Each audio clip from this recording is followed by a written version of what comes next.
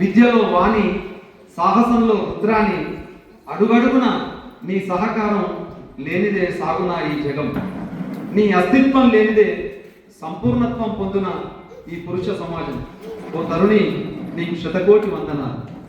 ఇక్కడ మన కార్పొరేటర్ గారికి వందనాలు చెప్దాం, అట్లాగే ఈ తరుణి మనులందరికీ కూడా మనం వందనాలు తెలియజేసుకుంటూ, ఇంకొక మాట మా జయశ్రీ గురించి చెప్పే కంటే ముందు, కులములోన ఒక గుణవంతుడు పుట్టిన కులము వెలయు వాని గుణము వల్ల, వెలయు వనములోన మలయజమున్నట్లు విశ్వదాభిరామ వినురవేమ అని వేమన ఒక అద్భుతమైనటువంటి పద్యం చెప్పాడు.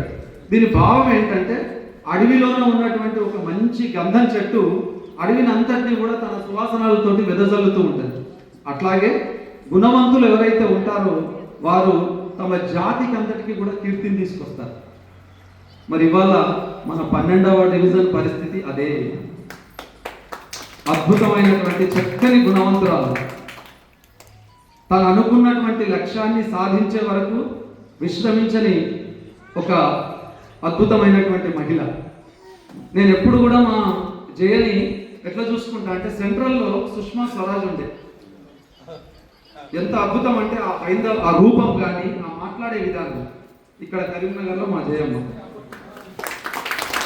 హైందవ సాంప్రదాయాన్ని పుణికిపుచ్చుకొని ప్రతి కార్యక్రమంలో పాల్గొన్నప్పుడు ఆ సందర్భానుసారంగా మాట్లాడడము, తర్వాత అంతిమ లక్ష్యం ఏంటిదంటే తను సాధించాల్సినటువంటి అంశాన్ని సాధించడం. అదే లక్ష్యంగా ప్రజల మధ్యలో ఉంటూ పనిచేస్తుంది. కాబట్టే ఇవాళ 3 సార్లు తనకు పట్టం కట్టారు డివిజన్ ప్రజలు.